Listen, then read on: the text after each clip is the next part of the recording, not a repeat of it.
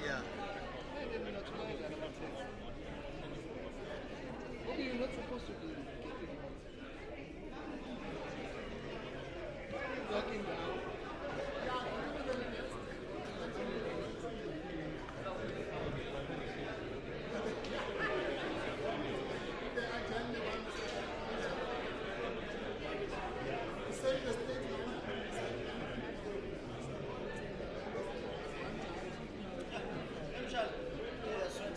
Oh.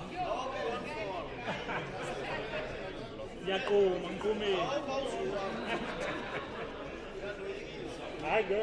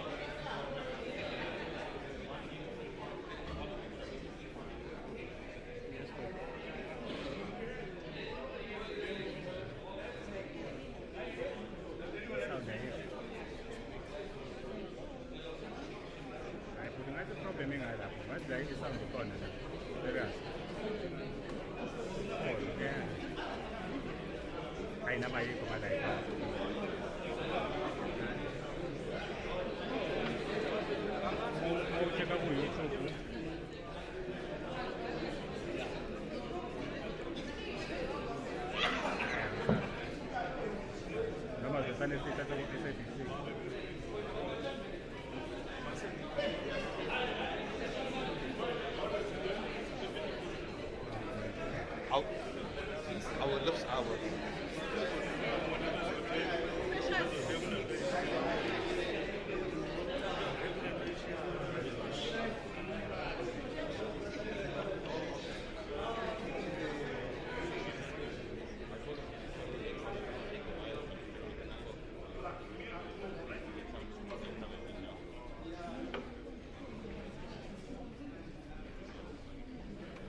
Yeah, it's better. It's clear, messy. These big blockers.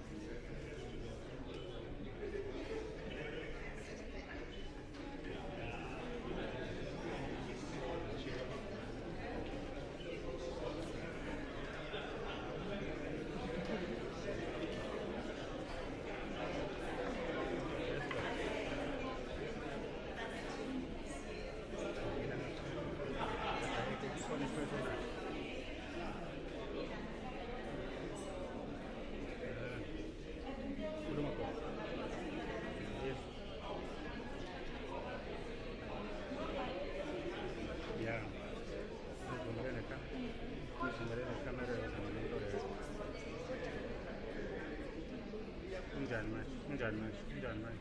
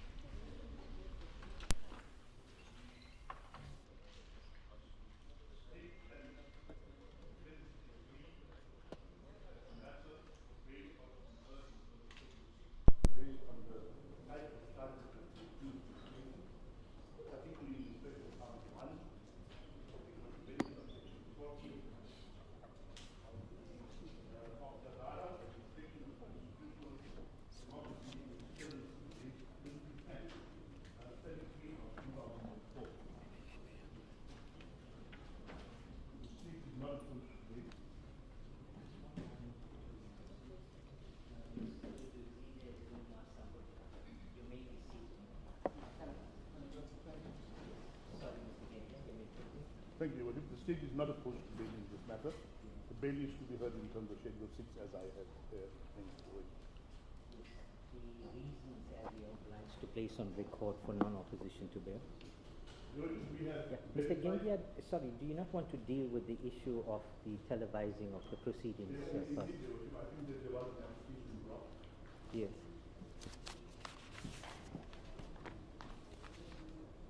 Thank you.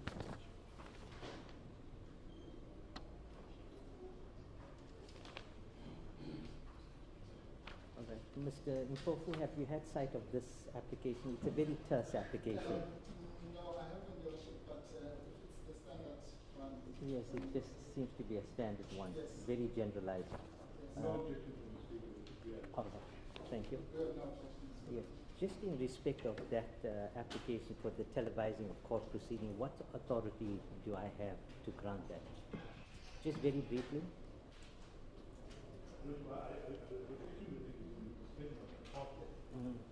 It has become a practice these days in all of our courts, including our media courts. Yes. And at the end of the day, we also try to review and open justice must seem to be done. All right. Thank you, Mr. Mpofu. As God business, the Worship, yes, no, we have no objection at all in respect of that application. And I agree with my learned friend that it's a matter of that is within the discretion of the court. And whatever conditions the court might place will be in the discretion of the court. At this stage, we have no objection. Thank you very much. God business, Your Worship. Thank you, Mr. Mpofu. All right. Let me just make a ruling on that. It seems that of recent particularly, our high and higher courts have allowed the televising of court proceedings, particularly where it is matters of great public importance or public interest. Insofar as it pertains to the lower court, that the magistrates court, it was governed by Rule 13 of the Code of Conduct, where magistrates were not allowed to allow, or we're not entitled to allow the televising or the taking of photographs in court proceedings. This persisted and continued to be under the Code of Conduct for Magistrates Court. Two of the important cases are Vandrida's case by the SCA dealing with the televising of court proceedings, and before that the SABC Limited case in 2007 by the Constitutional Court.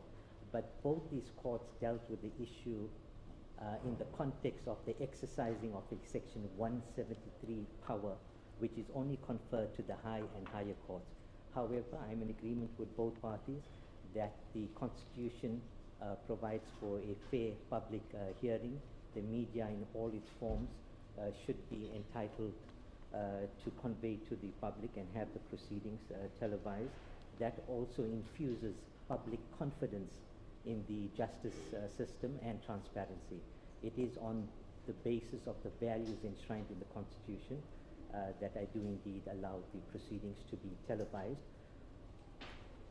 With regard to the qualifications, I will hear Mr. Yuri and Mr. Mpofu in due course regarding the restriction of publication in any manner whatsoever. Thank you. Yes, you may proceed, Mr. Yuri. As I indicated, the is not supposed to be. Yes. The reasons that we have decided not to go to bail are the following. The address of the accused has been verified. This is recorded in the affidavits. The accused is an employed person, and we have verified the employment. More than that, the accused was aware of the investigation and made comment regarding it some 2 years ago, and is still available and cooperating fully with the state as far as being present in the office is concerned. Even though the accused appears as it must be in terms of our law in custody, I can place on record that she handed herself over willingly to the police this morning. And the process is brought into court for these proceedings to be held. On that basis, we do not go to bail.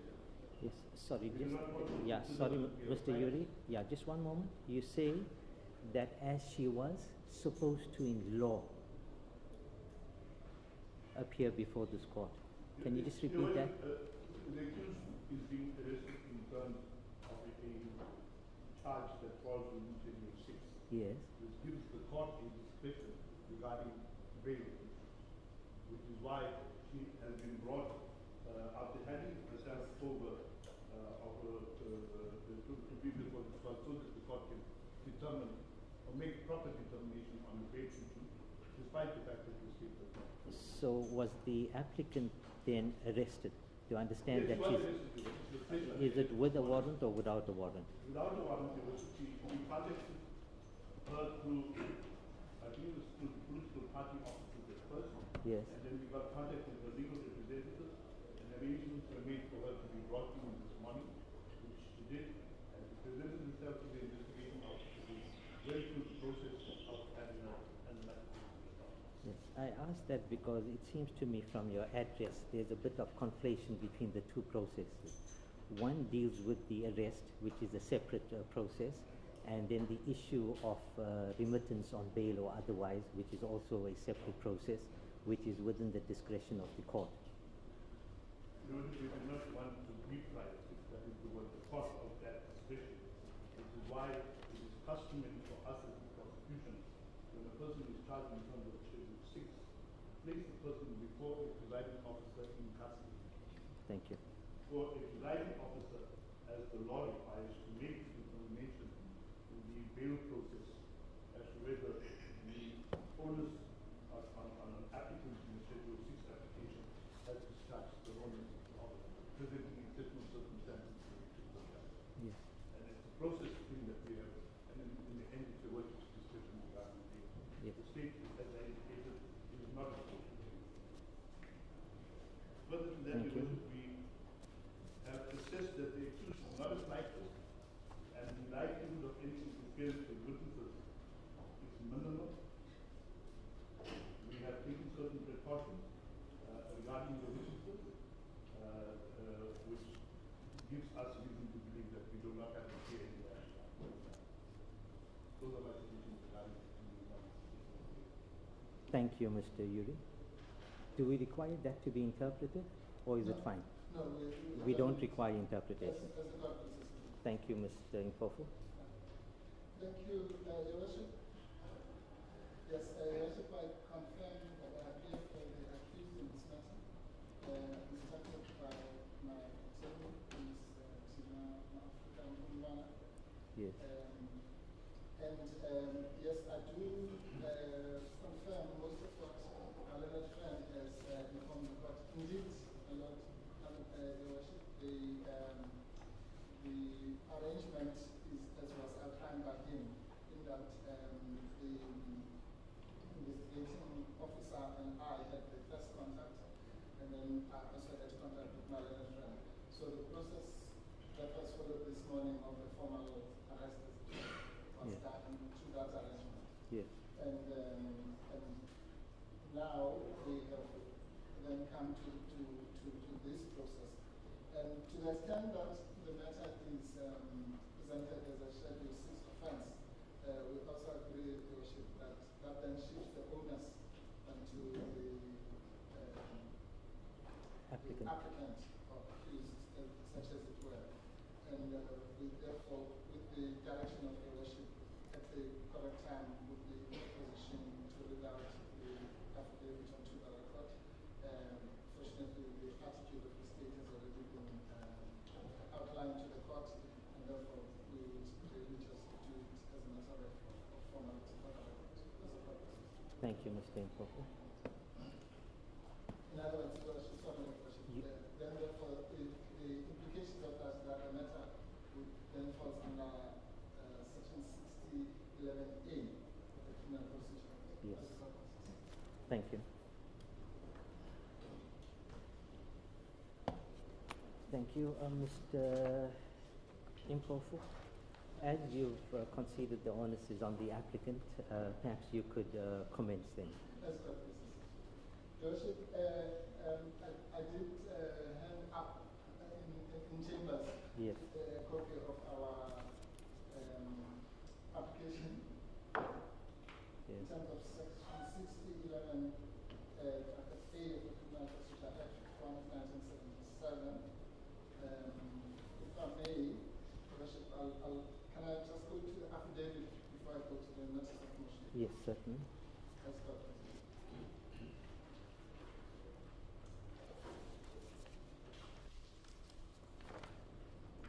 Your Worship, also with your permission, if I may be permitted to leave out some of the personal details, but obviously they are as reflected in the affidavit. Yes, certainly. As a court process. It reads as follows. I, the undersigned, Duduzile Zuma Sambudla, do hereby make the open state that I'm an adult female born and raised on the dates that are outlined there. I'm an applicant in this application for bail pending my child. First, in my personal knowledge, unless stated otherwise, and to the best of my belief, true and correct. Make submissions of law, I just want advice of my legal representatives. Whose advice I accept. And the content is as follows. We've, for the convenience of the court, put it in separate headings to deal with some of the requirements of the law. I'll start at paragraph 4. I have been charged with incitement to commit the offense of terrorism and incitement to commit the offense of public violence, the exact details of which are unknown to me, but I understand these charges and the seriousness of the same, and I intend to plead not guilty thereto. That is when the trial starts. 5. Although I have not yet sight of the complaint or the summary of facts, I'm aware of the long-standing rumors and innuendos about the messages which are sent from my social media accounts, mainly on the Twitter platform, in connection with the general uprising which had already erupted in KwaZulu-Natal, and Gauteng provinces, in reaction to my father's imprisonment in July 2021. Although I do not deny having sent some messages which have been misconstrued, I am of a strong opinion that no court can find that the violence in question occurred as a result or in connection with any incitement or any conduct on my part. The two things are utterly unconnected, causally or otherwise, in any sense envisaged in our criminal law.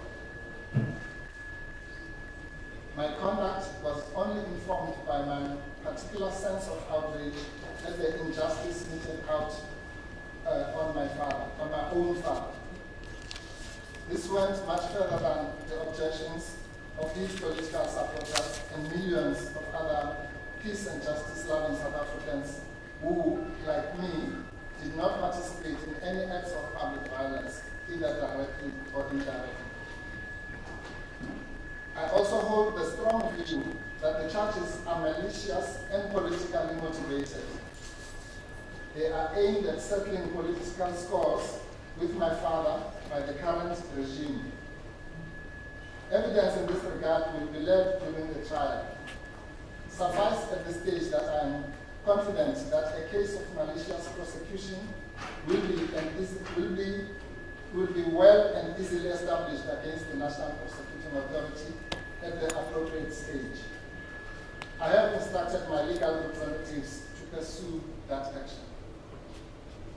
9. It is plainly nonsensical and petty to interpret words which are used, such as, quote, I see you, unquote, to mean that the people referred to or were influenced by my social media commentary. The mere fact that it has taken the state almost 4 years to work out whether a small number of social media messages constitute, quote, terrorism, unquote, speaks for itself and is an indication that the NPA is clutching at straws with a very weak case. 11. I have been informed that the charges proffered against me constitute a Schedule 6 offense and that I bear the onus to prove on a balance of probabilities that there are circumstances, that there are exceptional circumstances, so it's what it should be, yes. And that the interests of justice require that I be granted bail. Then the facts we are placing before the court.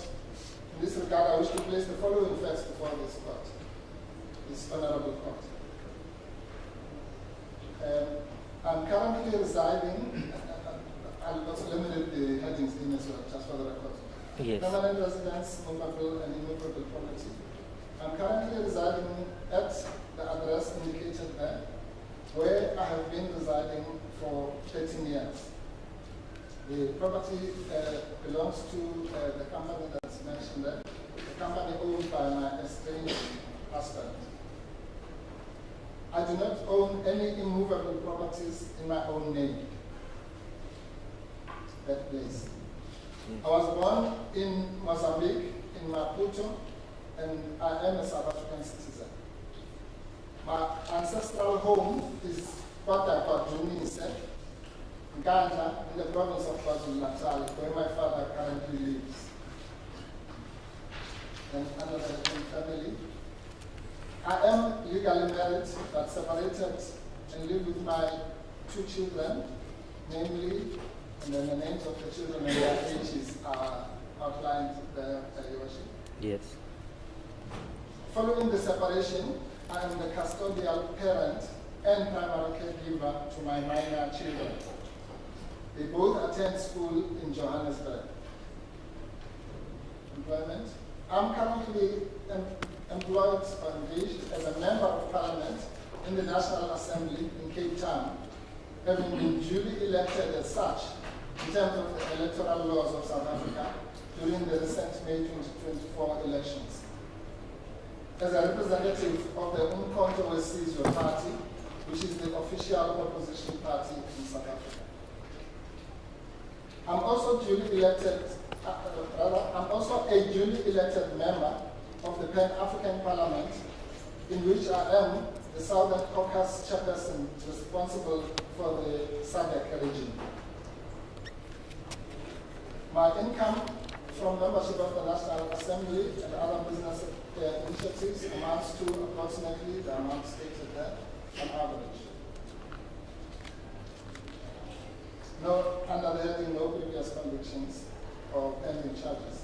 I have been informed of the provisions of section 60, bracket 11, bracket A, and state that I have no previous convictions, nor is there any other pending case against me.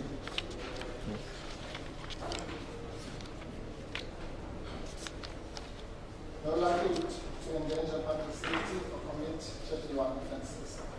I respectfully state that there is no likelihood that I will endanger the safety of the public or any particular person, nor will I commit a Schedule 1 offence should I be released on bail. The offences for which I am charged were committed almost 4 years ago under specific, unprecedented circumstances which are unlikely ever to repeat themselves. Undertaking not to interfere with state witnesses, which my learned friend addressed. I will not make any contact with any state witnesses, nor have I attempted to do so. In fact, I'm not aware of the identities of any witnesses. I also understand that the major part of the evidence is based on transcripts or screenshots of social media messages rather than human witnesses, save possibly for expert and non-partisan witnesses. Any possible interference with such witnesses would be futile and senseless. No flight risk and undertaking to stand trial. I respectfully state that should I be released on bail, I will stand my trial and that I do not constitute a flight risk. In this regard, I place the following on record. 1. This matter goes back as far as 4 years back. It has been lingering in the air for a long time. 2. I was fully aware of the fact that I'm being accused of instigating the well-known unrest and uprising which took place in July 2021, triggered by the widely perceived imprisonment of my father without standing trial. Many South Africans, rightly or wrongly, viewed that as an affront to our constitutional democracy and reminiscent of apartheid-style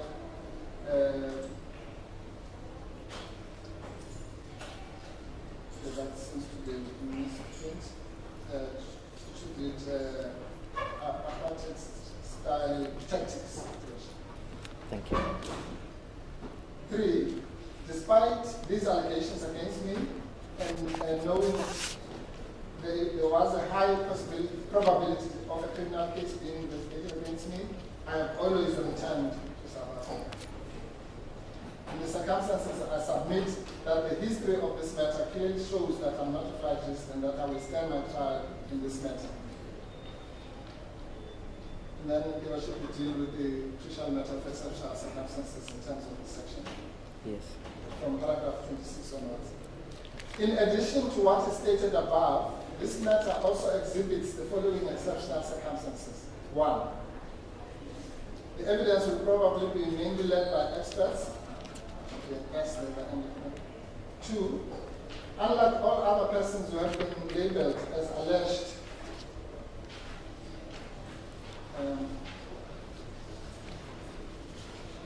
instigators, I have a blood relationship with my own father, whose imprisonment was arguably the spark of the incidents in question. It is hardly surprising or remarkable that I was aggrieved by his imprisonment. 3. I am an elected public representative of a political party voted by more than 2.3 million voters. 4. My incarceration pending the trial, whose duration and state readiness is unknown, state of readiness is unknown, would serve no purpose. 5. I have pledged to abide by my bail conditions. 6. To the best of my knowledge, no other person who has been charged with the same or similar offences has ever been convicted. Some have been either acquitted or have had their charges withdrawn. Then possible bail conditions as safeguards. I further submit that with adequate bail conditions, any fear in this regard by the state can be negated, including not by conditions, including not leaving the country without notifying the investigating officer in this matter, which has been proposed by the state and agreed to by me. That we should Yes.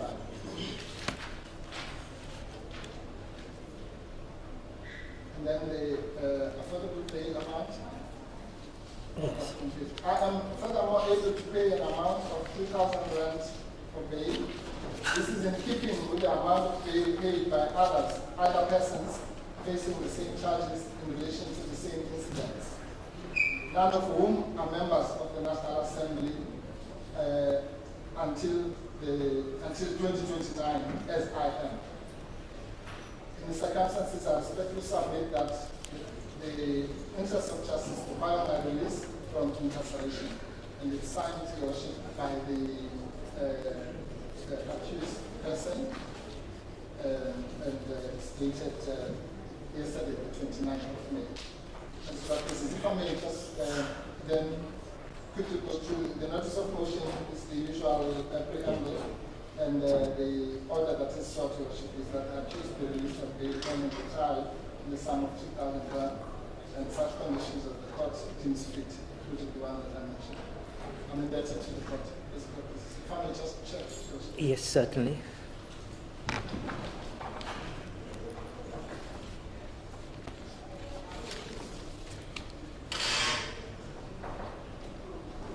That's correct, please. Thank you, Mr. Impofu. I apologize. Important oversight, I think it's because we waited so long to start. Before the accused is asked to confirm the statement, can she also be warned that any comments made in the statement may be used against her in Yes, I would do that in due course. As for I just thought that we had Yes. forgotten. Thank you, Mr. Yuri, Mr. Gangia. Ms. Zuma Sambudla, please stand up. An affidavit deposed to by yourself has been handed in by Mr. Impofu on your behalf in support of your application to be remitted on bail in this matter. In the affidavit, just after paragraph 20, actually in paragraph 21, on page 5, you disclose that you have no previous convictions and no other charges, pending charges against you. I am obliged to caution you that it amounts to a criminal offense to give incorrect information regarding your previous convictions in any country and or pending charges. Do you confirm that that information in your affidavit is indeed correct? Thank you. I'm also obliged to warn you that this affidavit, the content of this affidavit, the facts that you have alluded to in support of your release on bail may be used as evidence against you at any possible trial. Do you understand that? Do you still wish this affidavit to be handed in as evidence? You're okay with that? Thank you very much. You may be seated. For the purposes of record, the affidavit by the applicant Duduzile Zuma Sambudla, consisting of some 9 pages, together with the notice of motion making it 10 pages, is marked Exhibit A. Yeah. Mr. Impofu, there's just one technical matter. Under regulation, I think it is 3 or 5 of the regulations under the Commissioner of Oaths Act. Yeah. The Commissioner of Oaths must put their full names and their full business address. It's just a technical thing. So I see there is a stamp, but the full names appears not to be here, although the force number is here. Yes, Worship, we did deal with that actually when the statement was being made, and we were assured by him, as a hint, Yes. that the stamp, insofar as it indicates the place, I mean, it's a ground place, but Yes, it's yes.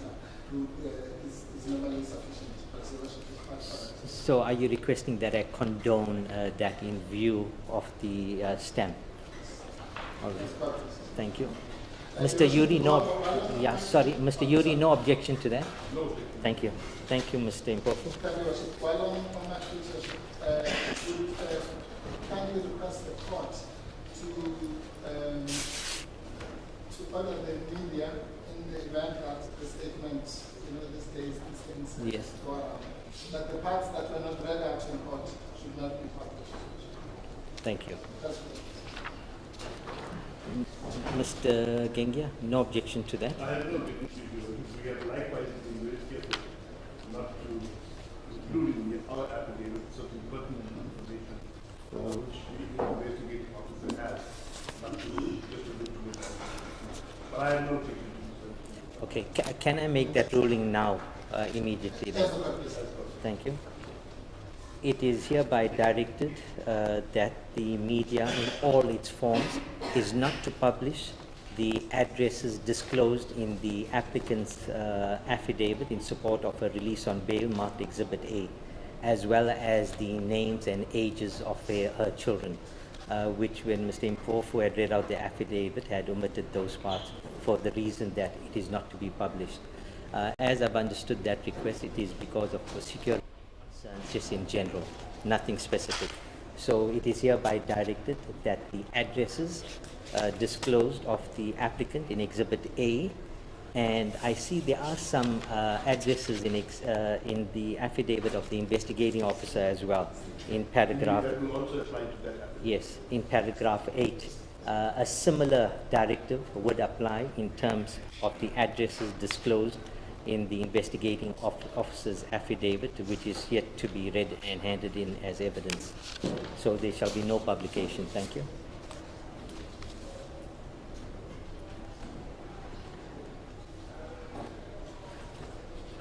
Mr. Mpofu, is that the case for the applicant? That's good, Mrs. Your Worship. That is the case for the applicant. And Your Worship, in our respectful submission, the onus has been discharged. There are certain maybe remarks that one could make from the bar, but Your Worship is aware of issues of presumption of innocence. Maybe one that needs particular mention, Your Worship, is that the case, obviously, when the trial starts, which is not mentioned in the statement, will also involve issues of Section 16 of the Constitution, freedom of expression.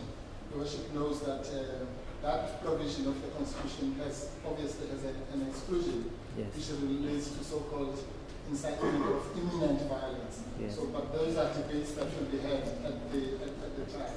But that's those are some of the, if you like, self-evident exceptions, circumstances which arise from the law.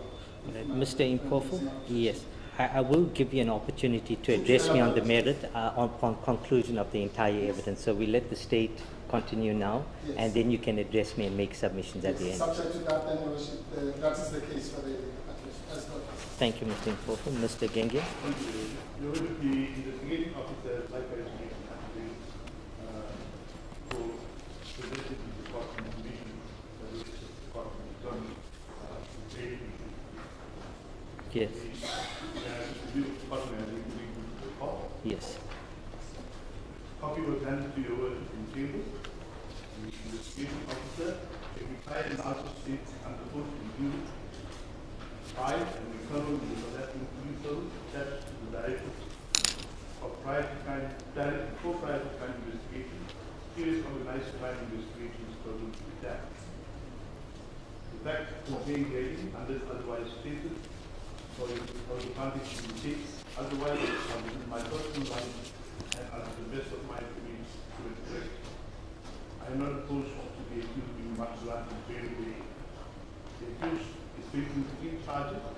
Count 1 contravening section 14B, read in sections 1, 16, 17, 18, and 19 of the Constitution of the Constitution of Democracy against terrorists in relation to the Act 70 of 2004. And further read sections 94, 256, and 257 of the Criminal Procedure Act. Further read with Part 1 of Schedule 2 of the Criminal Law Amendment Act 105 1997. Second count is contravening Section 18(2)(b) of the Rights of Assemblies Act 17 of 1956, read in sections 94, 256, and 278 of the Act, and 3 is incitement to commit public violence, related to 17 of the Rights Assembly Act, 17 of 1958, and various other resolutions that are inserted in the Act. I was mandated by the provincial head of society prior to signing this treaty for the Act to investigate civil unrest, large-scale violence, and widespread looting in the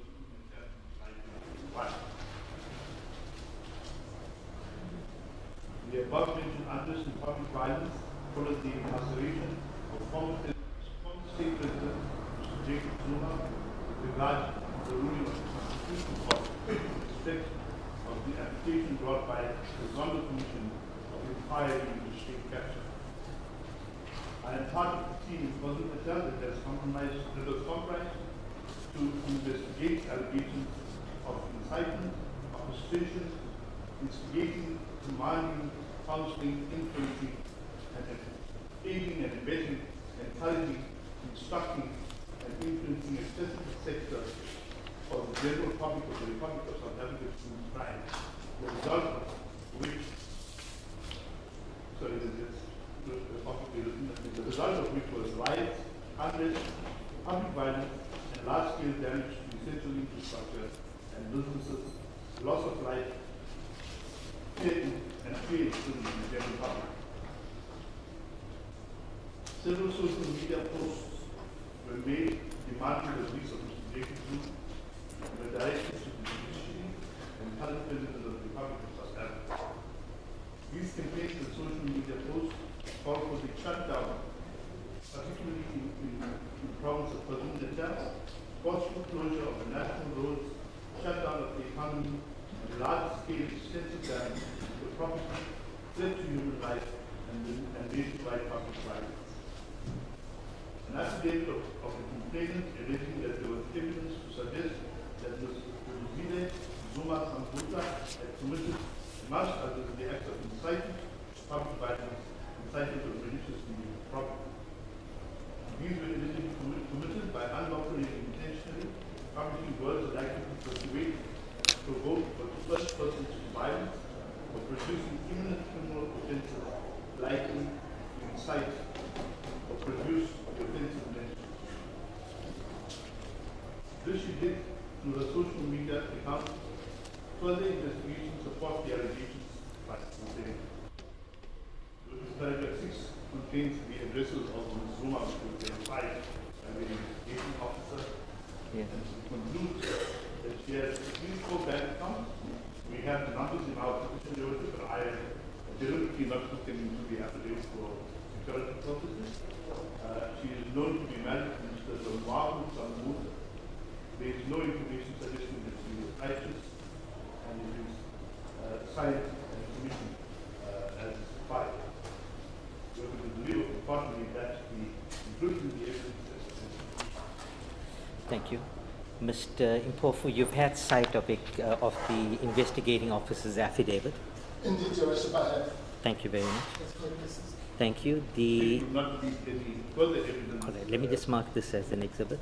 The affidavit by the investigating officer B. Nazo is marked exhibit B. Thank you.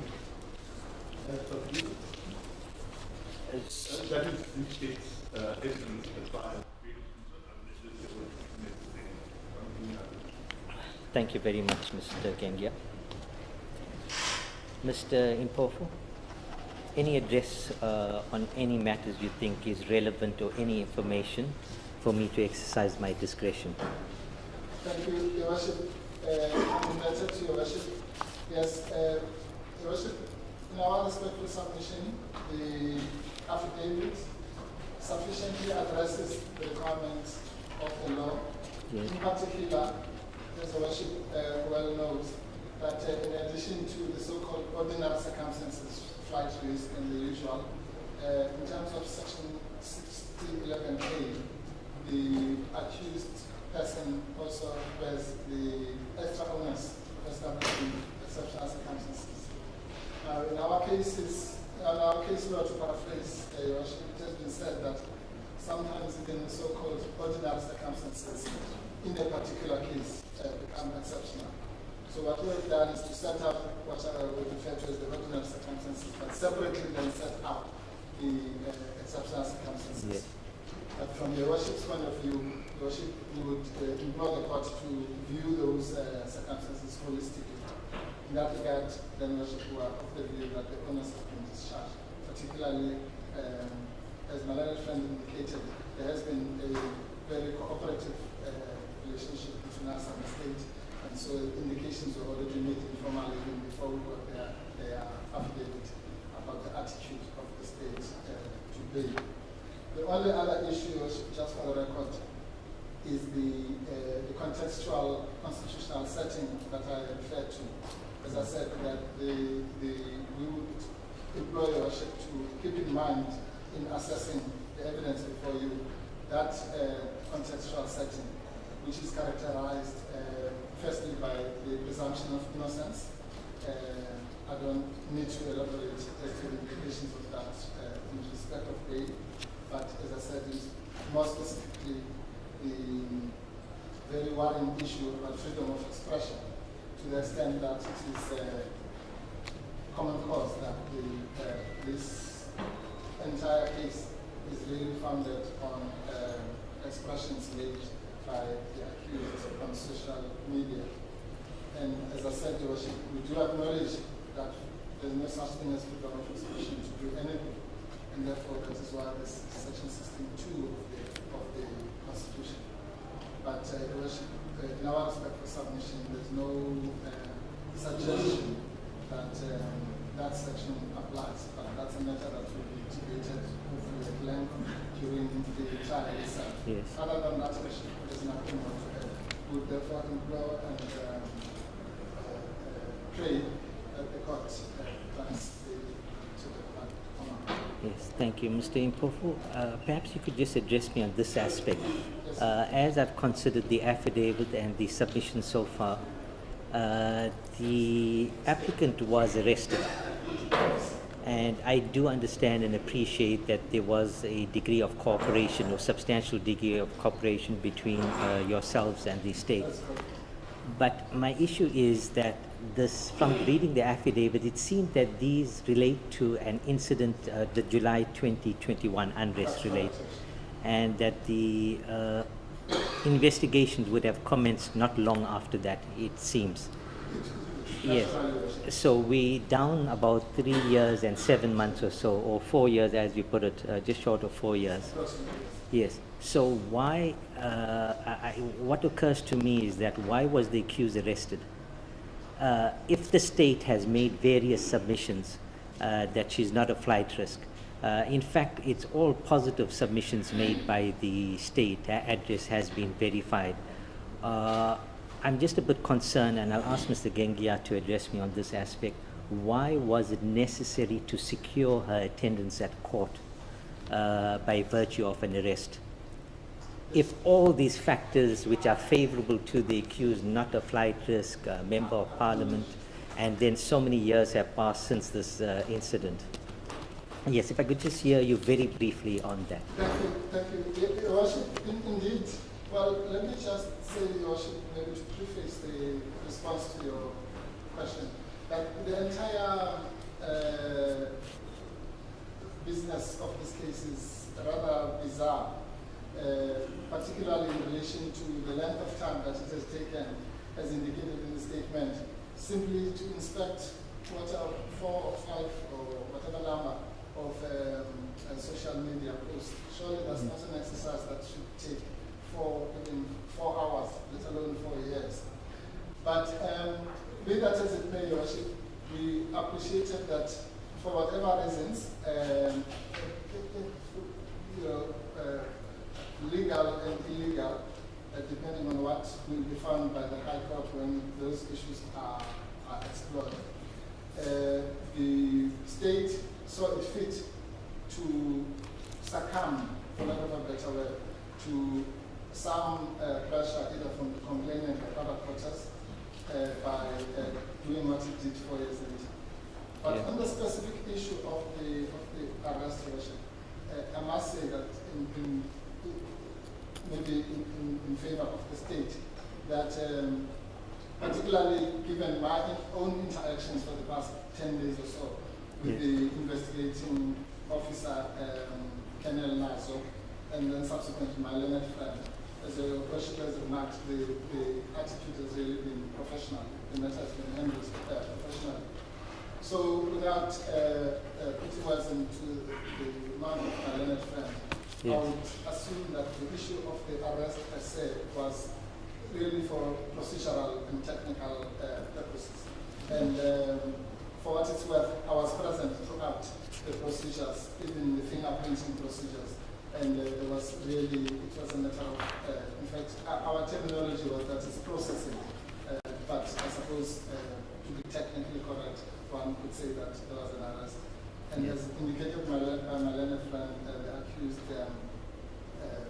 cooperated throughout. So we really don't take much issue with that. There was, as far as that is concerned, that was not a particularly onerous provision. But I must qualify that observation.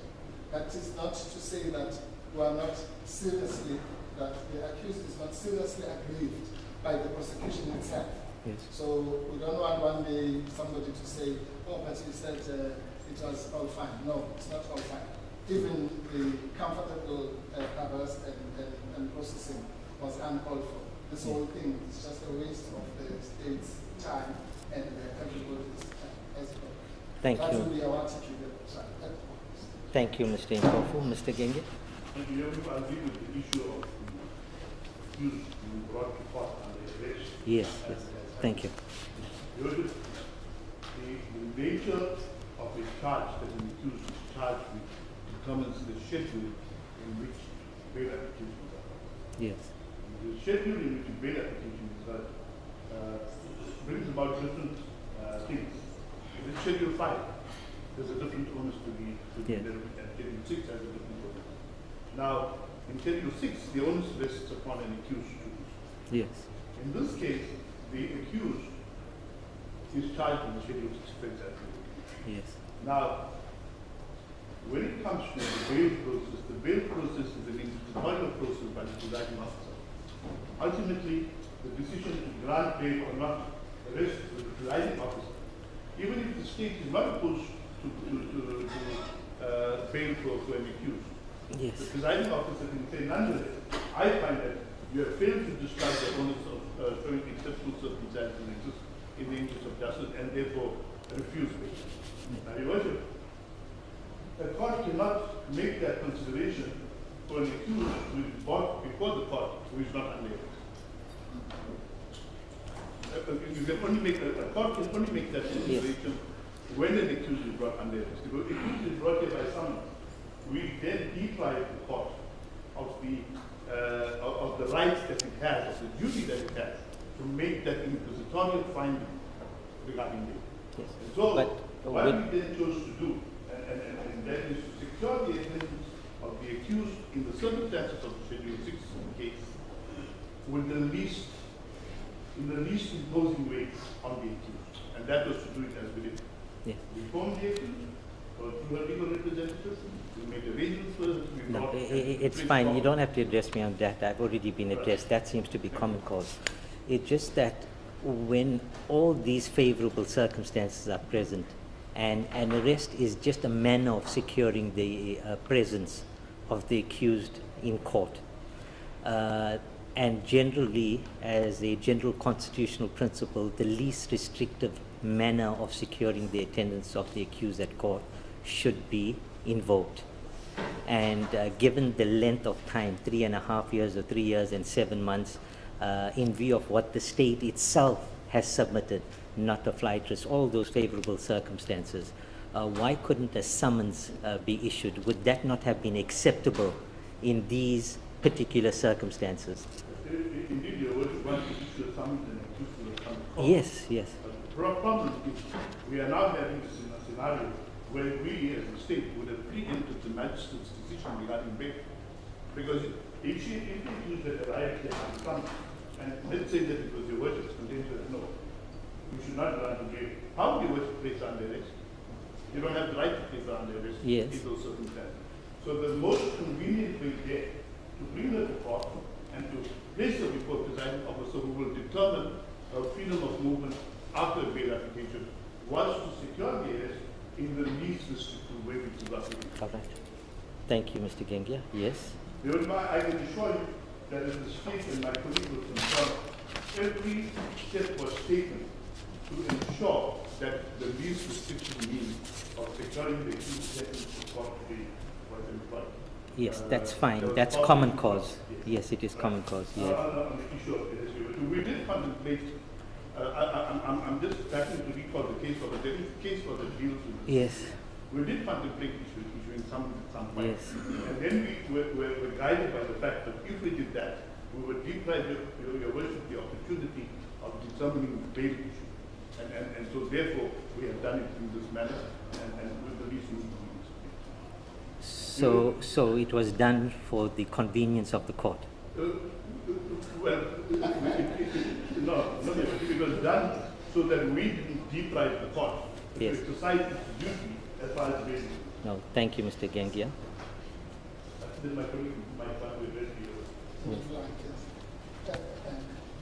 Thank you, Worship. Yes, an enlightenment, Worship. Looks like it was the fault of the courts. Yes.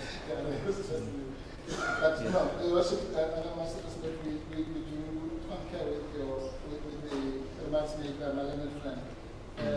Just for the sake of the record, if you look at the Criminal Procedure Act, Worship, as you know, the way it's structured is you have the introductory sections, then you have the arrest, then you have Section 50 onwards, you have the bail, and so on. So that's really a chain up until the trial and appeals and so on. Yes.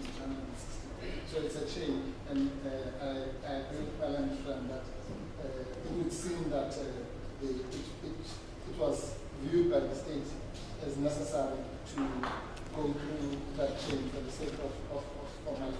Yes. But without repeating myself, Worship, whatever concession we make in that regard must not be read to deprive us of any opportunity to say that both the arrest and the prosecution are unlawful, but not unlawful in the sense of the technicality of whether in the manner in which it was effected. Yes.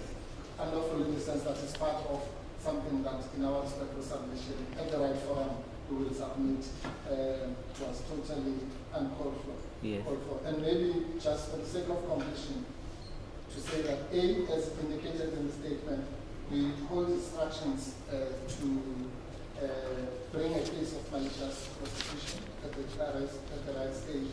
But before that, or at the appropriate stage, I think, we also intend to proceed in terms of Section 179(5)(d) of the Constitution, which says that the National Director of Public Prosecutions may review a decision to prosecute or not prosecute after consulting the relevant Director of Public Prosecutions and after taking representation within a period specified by the NTPP from the accused, complainant, and any other party whom the NTPP considers relevant. So those are the safeguards that we will be taking on our side as purposes. Thank you, Mr. Popo. Yes, certainly. Section 179, which my colleagues referred to now, that he intends to approach the National Director to reconsider the decision. Yes. Any charge brought in terms of the NARA has to be approved by the National Director of Prosecution. And this charge that we brought against the accused, one of the reasons for a slight delay, and I'm not blaming the National Office, I will explain that now, was that the matter had to be referred to the National Office, and the prosecution against the accused is authorized by the National Director of Prosecution. Yes. I will present the original authority when we reach the higher stage, but indeed it has been approved. Yeah. Now there was my colleague mentioned to you, and there's just three things that I want to address very quickly. Yes. He mentioned to you Section 16(2) of the Constitution and the right to freedom of expression. Yes. Now I'm just going to deal with that very briefly by saying that everybody has the right to swing their arms, but somebody's right to swing their arms stops where someone's nose starts. Yeah. And so every right to freedom of speech, to freedom of anything is noticed. And so, Your Worship, No one has an unfettered right to do as they please. The evidence has been collected. There is a very strong case against the accused. The process to bring this matter to court, it has been dealt with, and the decision was made by no less than 12 to 15 senior state advocates and deputy directors. It was not a decision that was taken lightly, and it was the reason, one of the reasons why the decision took a little longer to make than others. There are other reasons, and I'll give them those in quickly. Yes. My colleague seems to suggest that there was no successful prosecution of this type of case, which is not true. Duduzile Zuma, who was responsible or instigated or incited the burning of Woodside Mall, was convicted and sentenced to 12 years imprisonment. And the circumstances of that case was very significant.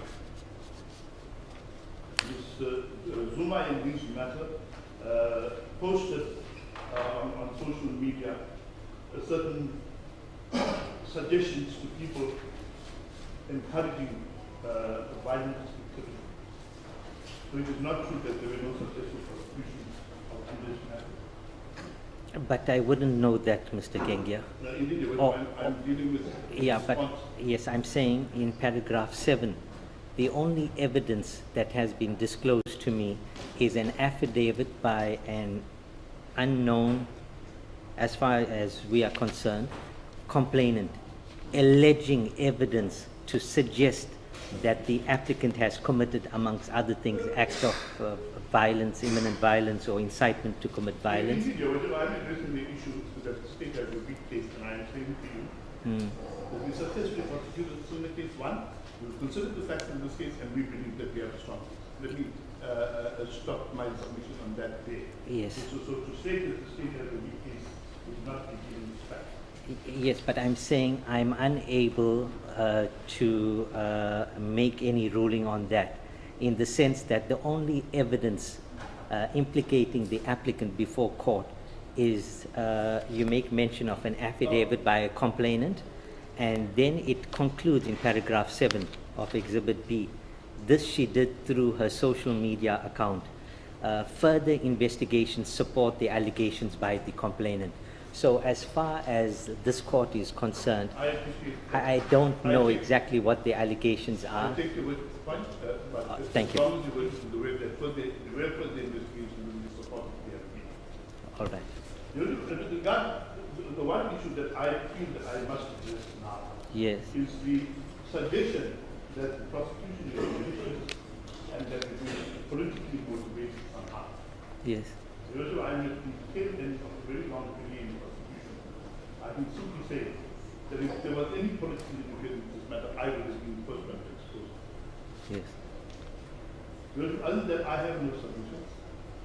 My affidavit and my police affidavit deal with the issues pertinent to bail, and if there's anything the world wants to inquire after regarding the issue of bail, I have no submissions. Yes, the amount of bail that seems to have been agreed or suggested was 3,000 rands. In view of the peculiar circumstances, I say peculiar because everything in this case is positive. I'm not even possessed of even prima facie evidence. I'm relying on the say-so of the state that a complainant made an affidavit. Why should I even fix bail in this matter? Because the amount of bail should serve as an inducement for the applicant to stand her trial. And given all the circumstances in this case, is 3,000 rands really going to serve that purpose? Is it necessary, first of all, and is it going to serve any purpose? There is a suggestion of the amount of 2,000 that came from my colleague when we talked on the phone yesterday. Yes. I actually asked the suggestion and I said, given the means that the accused has 3,000 rand would just be worth walking away from quite easily. The amount is in your worship's discretion. As I said, I have no further submissions to make. 3,000 was proposed for my colleague and we accepted that. Yes, I'm saying, you know, bail cannot be imposed symbolically. It must serve a purpose, particularly the amount of bail. And it seems in this case, it doesn't serve any purpose to fix an amount. That she cooperated, she knew of the investigations at least 2 years ago, according to the state. She's not a flight risk, you know, all those factors.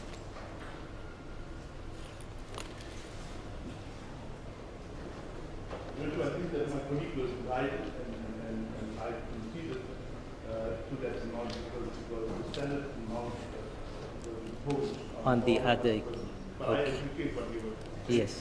ultimately the decision is to never. No, Mr. Gengia, thank you for your candidness. Thank you. Mr. Mpofu, anything you would like to? Yes, thank you, Worship. Just a few matters of reply to the record.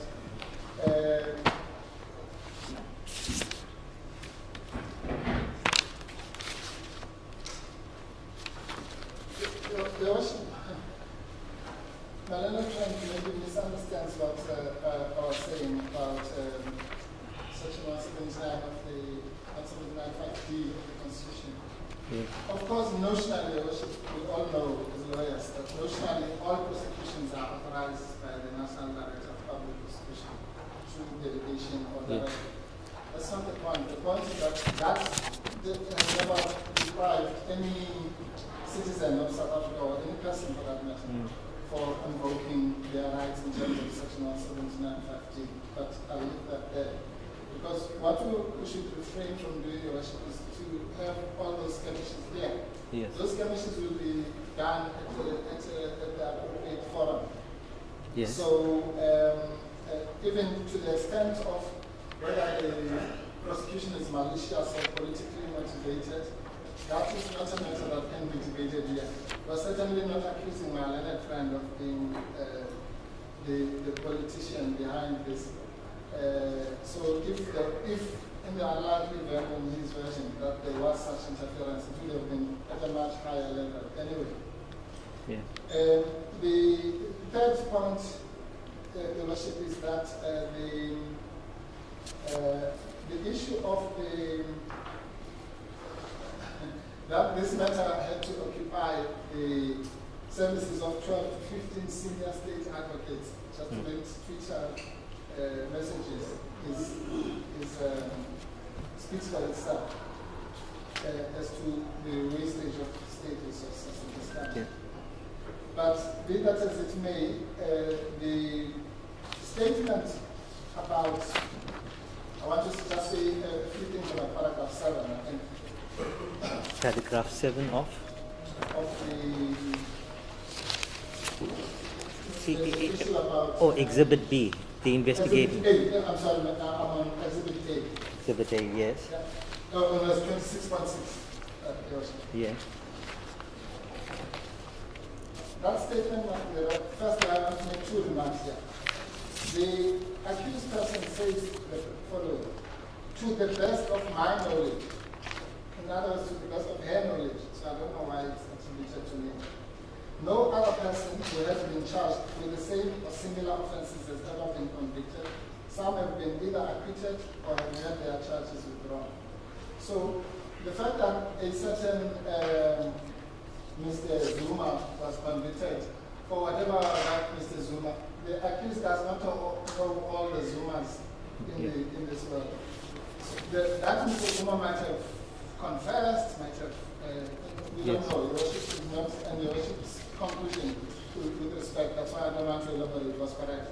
On these papers, Your Worship cannot then say, well, the statement, firstly, it's qualified to the best of her knowledge, and secondly, we don't know what the circumstances of that other case were. She can also come equally with examples of well-known people who have been acquitted on similar charges. Yes. And we don't want to get into that unnecessary ping pong. Now, the next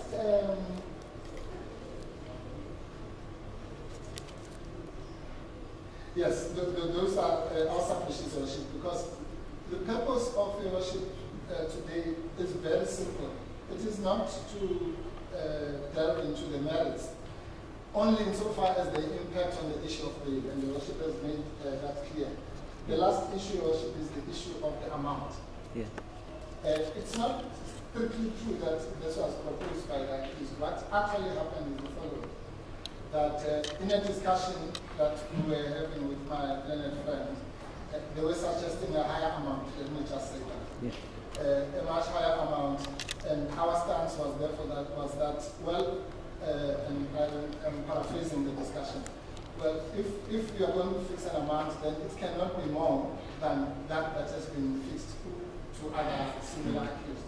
And in fact, my learned friend even said, well, but she's not the same. And I said, well, are you really, is the state's position that she's going to be treated differently from other people? And Yes. after that, then the consensus was reached. But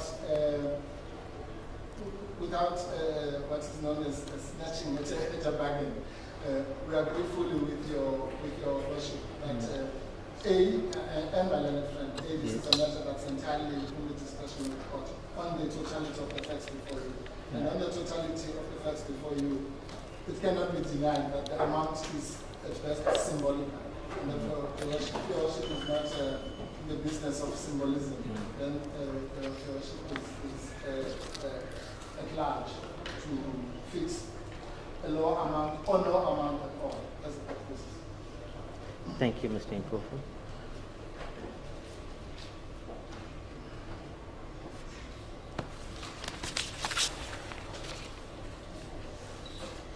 Mr. Mpofu, just one aspect.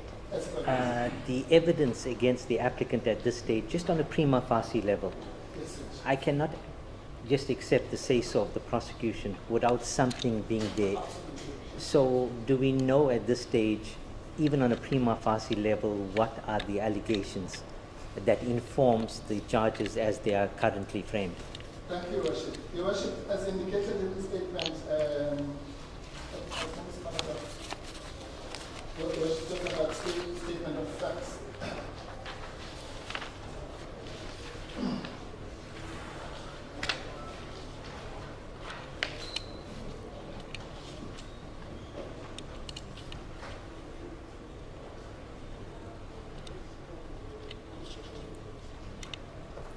Oh yes, paragraph 5. Yes. Although I have not yet at sight of a complaint or the summary of facts, I am aware of the long-standing rumors and innuendos and so on. Yes. Your Worship, that's a very critical question that Your Worship has raised. Your Worship is totally correct that the only thing in front of this court is that there is an unnamed complainant somewhere. Just from the bar, I'd say that yesterday I heard in the news that there was some person who claimed to be the complainant. Yes. I don't know how far true that is. From our point of view, and that person is Mr. Paul O'Sullivan. But from our point of view, we have not yet, Your Worship, received the docket or any document. In fact, even the charge sheet, my learned friend kindly took photos and sent it to me yesterday, just so that we could complete the affidavit. But as matters stand, Your Worship, there is absolutely nothing except messages which are still on Twitter, by the way. Everyone can read them. It's not like she just then went to delete them. Those messages have been there for 4 years, and as we indicated, the most dangerous thing said in those messages is, I see you. Yes. So, Yes, but Mr. Mpofu, yeah, sorry to interject, but I'm asking this question insofar as it pertains to the application for bail before me. I understand the due processes where the accused must be informed with sufficient particularity to adequately prepare defense, but I'm referring now to the matter before where we me. are now. Yes. So there doesn't seem to be, beside the say-so of a complainant, we don't know exactly what are the allegations, and the state seems to be linking the, Social media posts. yes, you have disputed any causal or other link, etc. So for the court assessing the bail, what prima facie, if any, evidence do I have before me implicating the accused? None. You have none, Your Worship. On the contrary, you have exculpatory statements from the accused without, if you were talking about the notional scales of justice. So on the one side of the scale is the exculpatory statement, on the other side of the scale is nothing. All right. That's correct. Thank you, Mr. Mpofu. If I may, Yes. you say you have 7 Yes. investigating officers. We are here, you want to present the state, the merit of the entire state case. We are sure. here to secure the attendance of the police at court. and to demonstrate that we do have a case in prima facie. Yes. Paragraph 7 clearly makes it that there is an allegation by a person that deals with certain offences that may have been committed, and then the last line says, further investigation support the allegation. And so that is clearly a suggestion that we have secure evidence through investigation that support the allegation that she unlawfully and intentionally, by publishing those words, committed the crime of incitement to crime. So that issue of prima facie as the word seems to be on the word mind. Yes. In my view, it's addressed by paragraph 7. Do you think it's adequately addressed for the purposes of the bail application? Well, I'm not suggesting, yeah, addressed- sorry, I'm not suggesting that there is unreliable or insufficient evidence before me to make a ruling. But in almost every bail application, one of the considerations that the court must take into account, amongst various others, there's about 72 enumerated under Section 60, is that there must be prima facie evidence implicating the accused in the commission of the offence that have been preferred. In other words, not just a mere say-so. Respectfully, Your Worship, as I said, we haven't listed every single item Okay. to rely on, but paragraph 7 makes it clear that we believe that the prima facie case, which is why we are. Thank you, Mr. Gendia. Your Worship, maybe just to be helpful to the court. Yes. Your Worship, and maybe to assist my learned friend. The question that Your Worship is really asking has to do simply with the bail application. Yes. And the simple answer is the following, which I thought my learned friend would give. Your Worship, of course, has the wide latitude to take into account various factors. Yeah. One of those factors in the appropriate circumstances, and this was heard in a case called Francis and another case called S versus Jonas. Yes. One of those circumstances might be the strength or weakness of the state's case.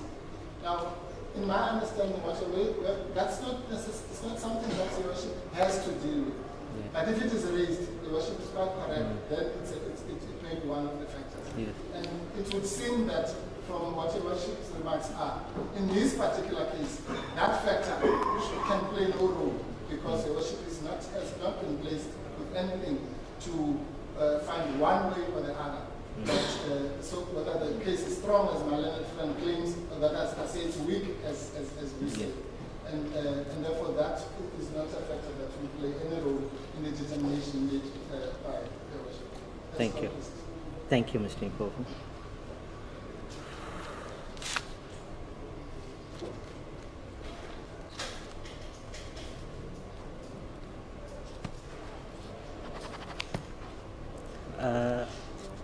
Mr. Gengia, just one other aspect. Is the matter still going to be postponed for further investigations? No, this meeting is, I think you and I have agreed that the matter, I have been likely to serve upon the accused one to determine the issue of bail, and the matter will be transferred to the High Court for the trial. The investigation is completed. The date we have agreed upon is the 20th of March for the first appearance in the High Court. We will be able to submit grounds to the High Court. Is that the Durban High Court or Peter Maddison? Durban. I do have the indictment from the accused with me. So that would be the indictment and the summary of the substantial facts, list of witnesses, the entire thing. Thank you. Mr. Impofu, that date is suitable? The date, I confirm the date. All right. Thank you. And the transfer. With regard to the document itself, I have made an proposal to send it to him electronically as soon as he provides me with the contact. Yes, but procedurally you will serve it on the accused now. Not the document, the indictment. Yes, the indictment. Yes. The indictment on the agreement. Yes. I'm talking about the document. Docket. which Yes. document All right. Has the case information so that it can be prepared for the High Court. Thank you.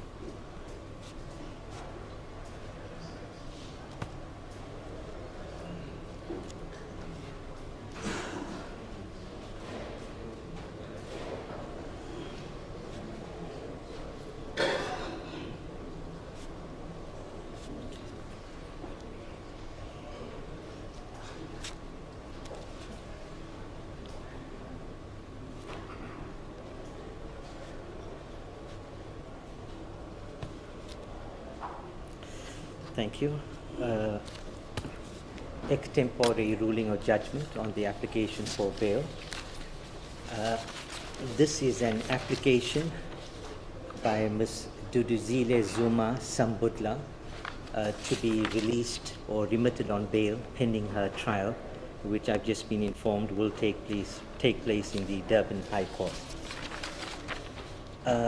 For purposes of expediency, I will not repeat or reread all the entire content of the parties' respective affidavits, but I will just refer to those aspects I consider pertinent for exercising my discretion insofar as it relates to bail.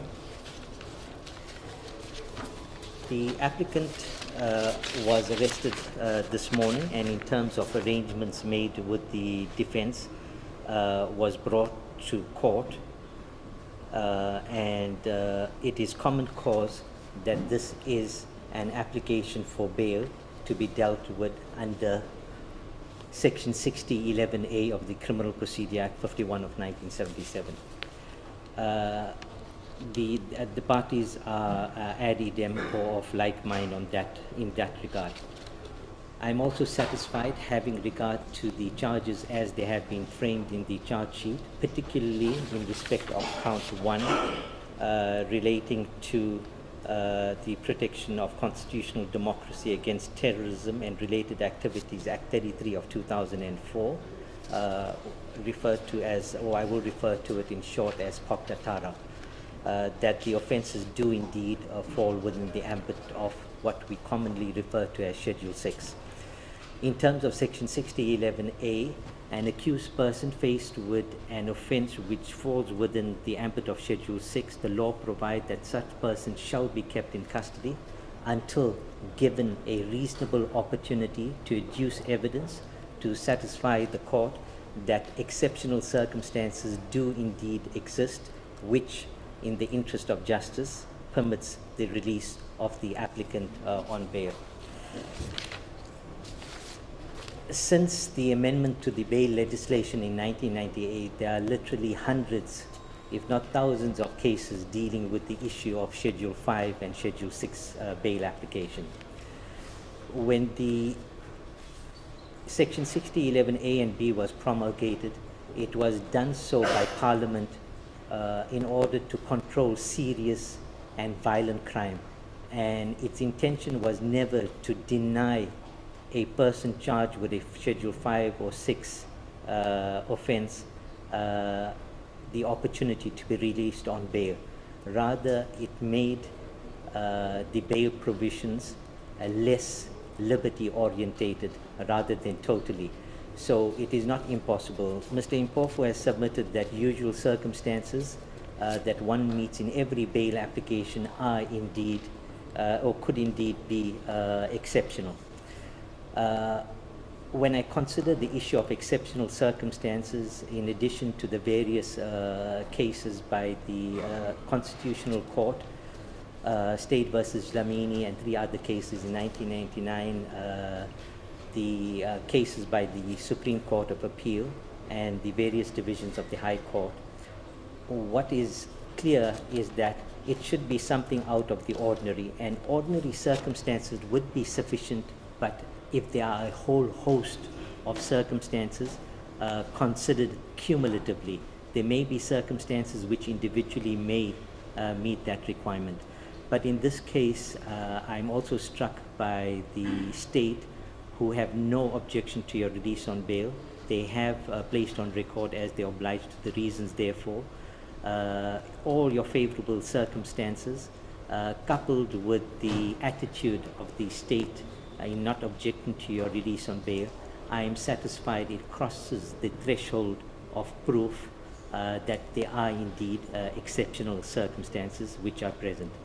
The reason why I inquired from both counsel regarding the arrest as a manner of securing your attendance at court was in view of the whole host of favorable circumstances, even submitted by the state itself.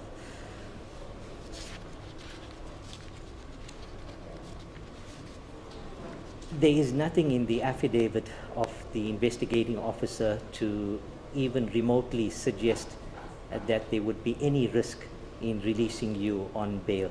There has been no conditions that have been submitted, and I don't think I could, but I don't think in this case there are any reasons or basis for me to impose any conditions on you with regard to your release on bail.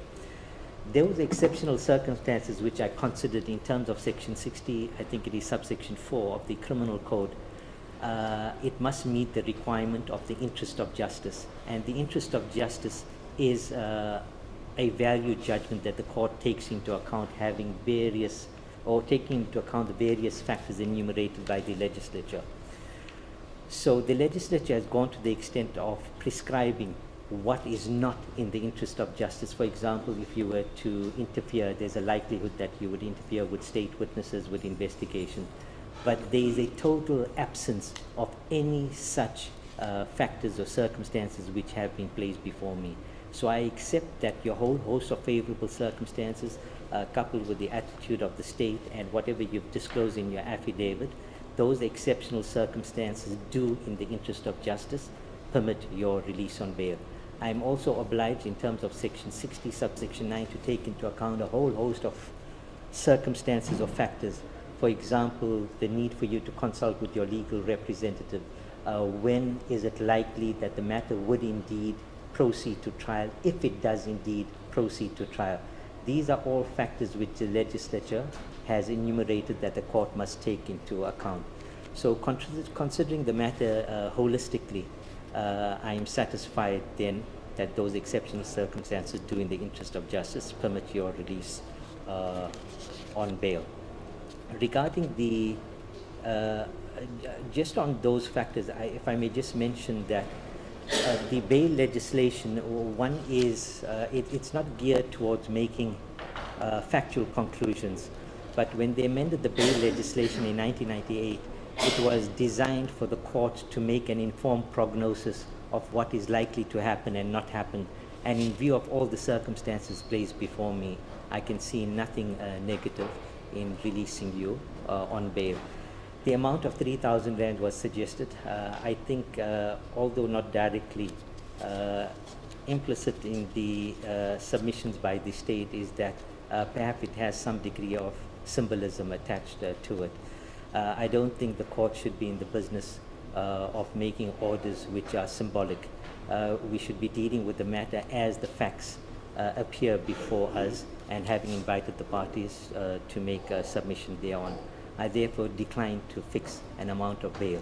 In terms of Section 72 of the Criminal Procedure Act, I think all the circumstances in this case point to you being released on warning in terms of Section 72 of the Act.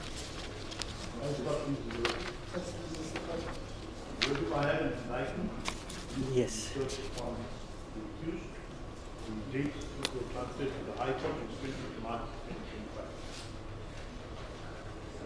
Thank you.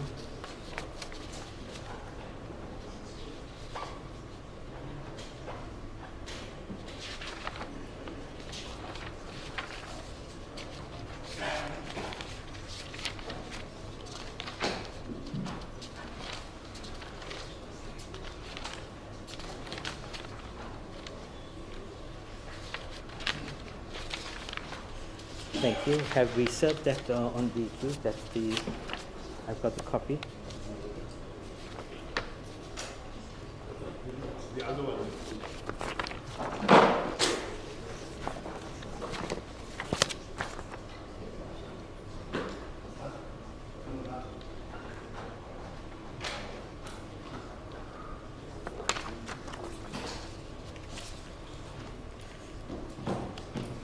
So for the purposes of a record, the indictment,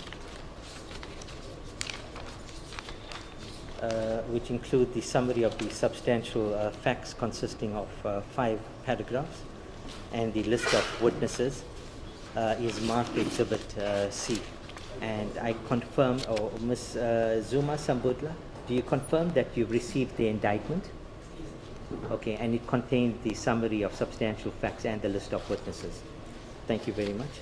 I confirm that it has been duly served. And don't you have a notice of trial as well when we serve it? The notice of trial is attached to the copy that we given. Oh, it's not on this copy. All right. So, Ms. Zuma Sambudla, the matter is transferred to the Durban High Court, which is currently just housed in the opposite end of this building. I see there's no court specified, but I'm sure Mr. Mpofu will assist in that regard. For the 20th of March this year at 8:30, the matter is being postponed as a provisional date. So depending on what happens, and the matter will then be adjourned either for a pre-trial and then a trial, but depends what happens. But please report to court, that's the Durban High Court, on the 20th of March this year at 8:30. Should you fail to appear, a warrant for your arrest will be authorized, and you may then be kept in custody pending finalization of this matter. Do you understand, Ms. Zuma Sambudla?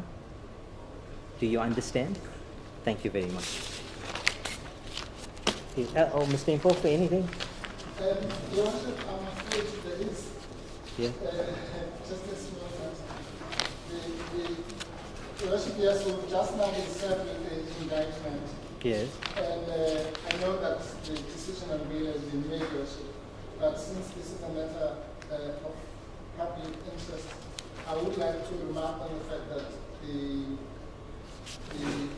this so-called terrorism charge, Your Worship, seems to be out of sync with what my learned friend said was a complaint. According to him, the complaint was as incitement to public violence and incitement to malicious injury to property. So it's just to say, Your Worship, once again, at the appropriate forum, it's the issue of malice will be dealt with, because it's not clear now where the terrorism came from. It seems to be just a means to create drama and to elevate this to a Schedule 6 offense artificially. And I'm not, again, accusing my learned friend personally, but it's a matter of concern. Just to be said that this whole business smells with something fishy. Mr. Mpofu, I think those issues, Mr. Gengia, you intend to bring or make representation to the National Director. Although it has been authorized by the National Director, we obviously know that when representations are made, it includes representations by the accused, as opposed to just considering the state's case. So that's always at your disposal, but it can be sorted out in due course. Thank you.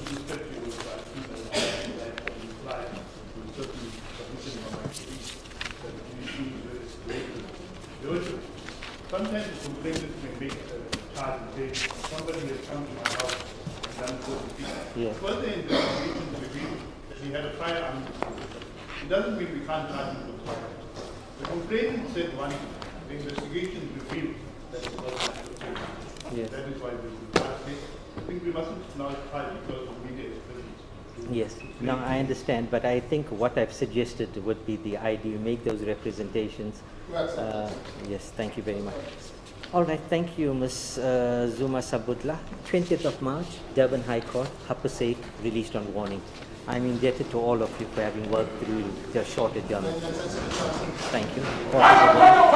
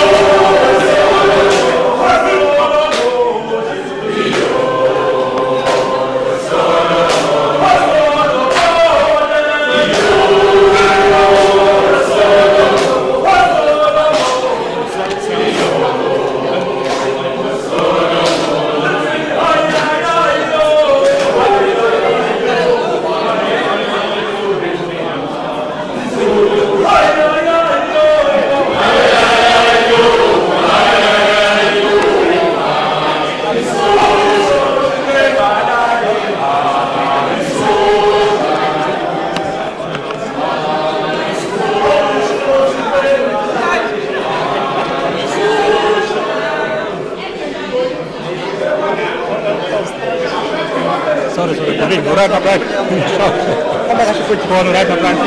Sure.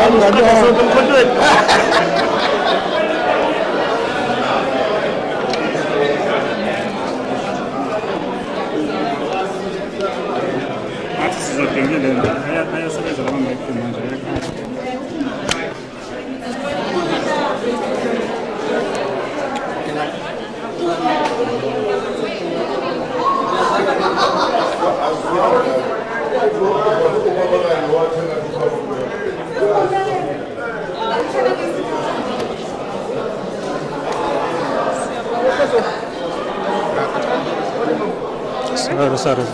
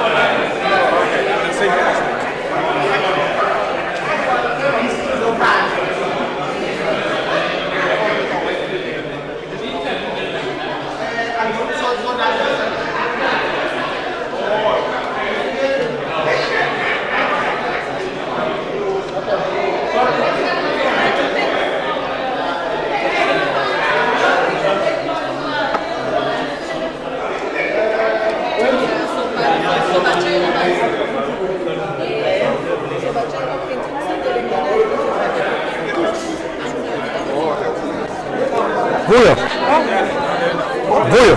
Aunge. Woza listen.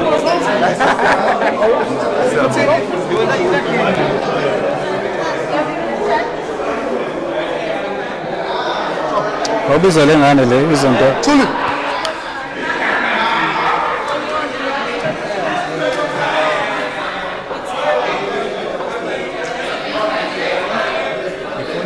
Ngifuna ukulendo. Ukuhamba nayo ke.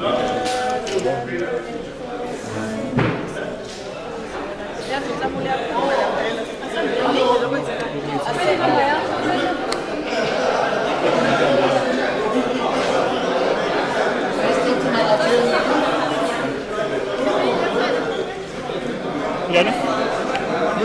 You happy? Sasa ni izinto kuyo.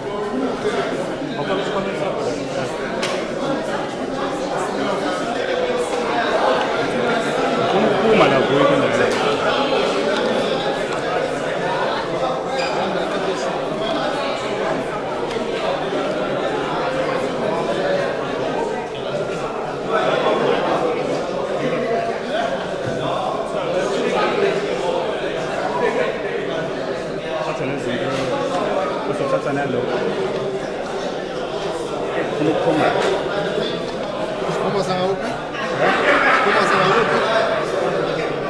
Unuk tipi kamera, boy. Pasal kamera hapa.